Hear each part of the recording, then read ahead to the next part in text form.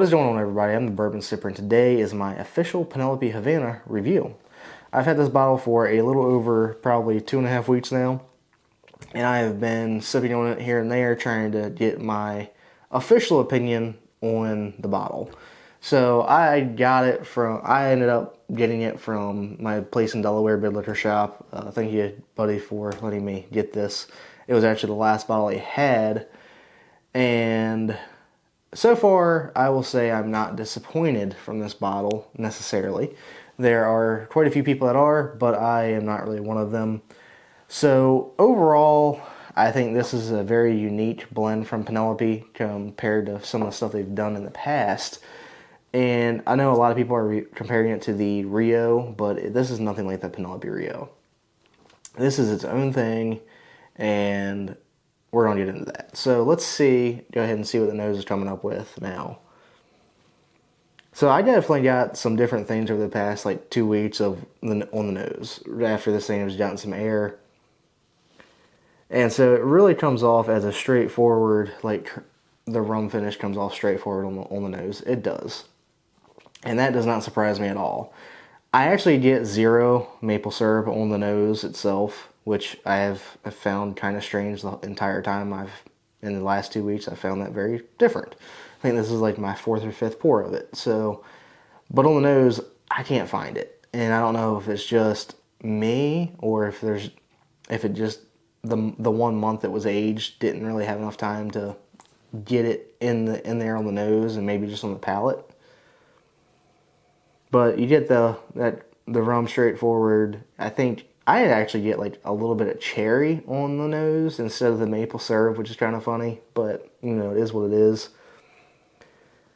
But we're going to go ahead and dive into the palate. Alright, so first things first, you get that Caribbean rum. That is straight up what you get on the front of the palate. Has been the entire time I've had the bottle so far, and I haven't really found anything else that comes through more than that rum finish does at the front of it. And I enjoy that. It adds that little bit of heat that you want at the front of it, because this is only, 93? Yeah, 93 proof. This is only 93 proof. So you're not really getting a whole lot of heat with the bottle in general. So I think that the Caribbean rum adds that little bit of spice at the front of the palate. And then that blends into the sweetness of that maple syrup quite a bit, in my opinion. The maple syrup shines through at the very back end of the palate for me personally, and I enjoy that. You get that rum finish right up front, and then it kind of goes into a little bit of oakiness, and then straight into you just that little trickle of maple syrup in the back of your throat. This is actually a little bit different. I think that this could have aged in the maple syrup barrels a little bit longer, but I think that it comes off with enough little bit of spiciness at the front, and then it blends into the sweetness at the back of the palate. Kind of just right, if I'm being honest with you guys.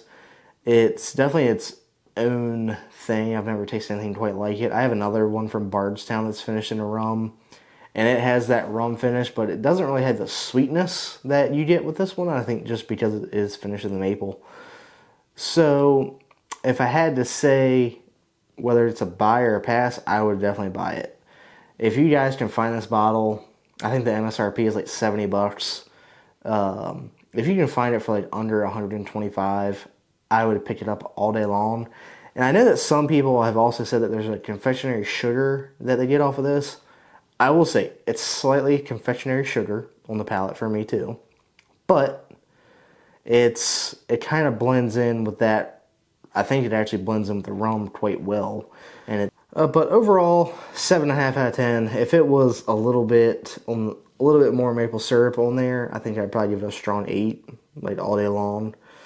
But I enjoy the bottle. Some people have not. If you don't enjoy the rum finish, which some people just don't. If you don't like rum finishes, it's not for you. It's just not. And it's a very distinctive taste. So, if you can try one, I would highly recommend it before you buy the bottle. But obviously, they're a little on the allocated side. So I don't know if you can really do that some places. Alright, so we're going to go ahead and wrap this up, and I appreciate you guys for watching. If you enjoyed the video, please hit the like button, and don't forget to subscribe for more videos in the future. Thank you guys for watching. Until next time, cheers.